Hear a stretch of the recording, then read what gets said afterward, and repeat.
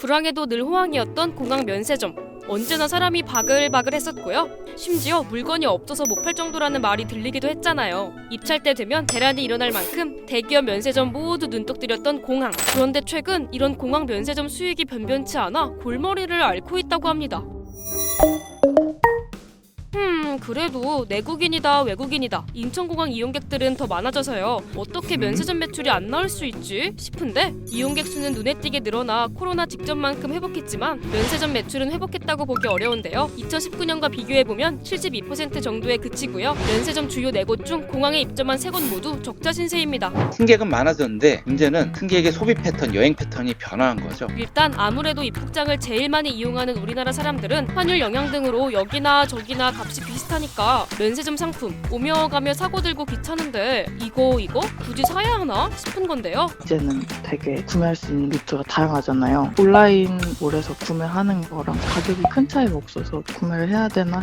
외국인들도 더 이상 면세점의 큰 매력을 못 느낀다고 하는데요. 특히 면세점의 큰 손이었던 중국 보따리상들 면세점이 아닌 다른 곳으로 눈을 돌리기 시작했다고 합니다. SNS에서 요즘에 생방송으로 물건 파는 거 너무 유행이어서 유명한 왕홍들이 한국 오리비앙에 와서 제품을 알아보면서 공부를 하면서 생방송으로 열리는 경우도 있어요. 올리브영이 K뷰티의 메카로 떠오르면서 올리브영 직구 상품이 면세점 물건보다 더 인기를 끌게 된 거고요.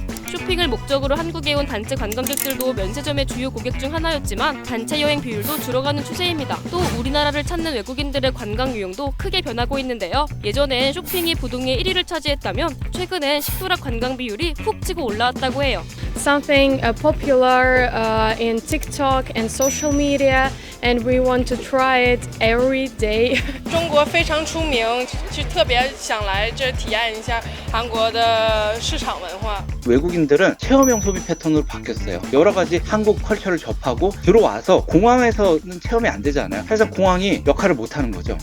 쇼핑을 한다고 해도 과거처럼 면세점에서 파는 비싼 명품보다는 편의점, 올리브영, 다이소 등 한국 사람들이 일상 속에서 자주 사용하는 상점에 방문하는 추세가 늘고 있는 겁니다. 명세점은 예전만큼은 아니지만 그래도 한 번이라도 다들 잠깐 들었다가 다시 다른 데 갔거나 그런 계획이었는데 구매할 수 있는 제품이 제한이 되니까 다들 오리비앙을 많이 더 가는 것 같아요. 무조건 필수로 가는 코스라고 들었어요. 소비자들이 떠난 공항 면세점은 예전처럼 큰 수익을 기대할 수 없고 엎친 데 덮친 격으로 공항의 높은 임대료는 면세점들의 발목을 잡고 있습니다. 인천공항에 들어온 면세점들은 여객당 임대료, 즉 이용객 1인당 임대료를 지불해야 하고요. 1인당 금액은 입찰 당시 면세점이 제한하는 방식인데요. 만약에 1인당 금액이 9,000원이라고 치면 면세점들이 매달 내야 하는 임대료는 270억 원, 연간 3,000억 원이 넘습니다. 면세점 입장에서는 이용객들이 많아져도 이들이 지갑을 열지 않으니 적자만 늘어날 수밖에 없는 구조인 셈입니다. 결국 매달 많게는 100억 원씩 적자를 보던 신라와 신세계 등이 법원에 임대료 조정 좀 해주세요 요청했고 법원도 그래 임대료 좀 한 25% 정도 낮추는 게 어때? 라는 조정안을 제시했는데요. 하지만 인천공항은 임대료는 면세점 업체들이 입찰 때 직접 제시한 금액이고 당시 두 면세점이 고가의 입찰 금액으로 사업권을 획득해놓고 지금 와서 임대료 감액을 요구하는 건 입찰의 취지나 공정성에 맞지 않는다며 조정을 거절했습니다. 실제로 입찰 당시 인천공항 공사에서는 1인당 최저 수용액을 5,000원대로 제한했지만 두 면세점은 이보다 많은 8,987원, 9,020원을 각각 손했다고 하거든요. 상황이 이렇게 되자 신라면세점은 결국 위약금 1,900억 원을 물고라도 방을 떼겠다고 결정했고 신세계 면세점은 아직 어떤 입장도 밝히지 않은 상황입니다. 이쯤 되면 다른 가게들처럼 물건을 더 다양하게 들여놓거나 사람들이 선호하는 상품을 늘리는 등 면세점도 나름 살 길을 찾아봐야 할 것 같은데 싶지만 이것도 쉬운 일은 아니라고 해요. 올리브영 물건 팔아서는 면세점 임대료를 못 내는 거예요. 맞습니다. 싸게 박리담회로 해서는 임대료를 감당을 못 하는 거예요. 승객이 부피가 크면 안 들고 나가고 부피는 작고 이유는 많이 남으려니까 소위 말하는 명품 시계,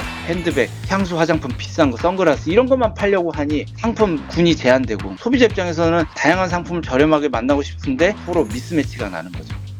아이러니하게도 현재 인천공항에 입점하지 않은 롯데 면세점은요. 유일하게 4대 대형 면세점 중 흑자를 보고 있는 상황인데요. 롯데 면세점은 2018년 사드 문제로 면세점 업계가 위기에 처하자 과감하게 위약금을 물며 매장 일부를 철수했고요. 2023년 입찰에서도 상대적으로 낮은 금액을 작성해내 신라, 신세계 면세점에 밀려났지만요. 온라인 면세점을 활성화시키고 시내 면세점, 해외 면세점으로 점포를 유지하며 흑자 전환에 성공할 수 있었다고 해요. 코로나 이후 바뀐 소비 트렌드와 높은 임대료로 공항 내 면세점들은 위기를 맞고 있는 상황. 면세점들은 매출 회복을 위해 아쿠아리움 같은 관광지와 결합한 단체 여행 상품을 만들거나 호텔 체인이나 국제이익한 항공사와 제휴를 강화하며 나름 다양한 방법을 모색하고 있고, 인천공항도 통합 면세점 어플까지 출시하며 공항 면세점 이용을 유도하는 등 너나 할 거 없이 모두 면세점 살리기에 발벗고 나서고 있는데요. 과연 면세점들은 이런 변화를 발판 삼아 과거의 명성을 되찾을 수 있을까요? 여러분의 의견을 댓글로 알려주세요.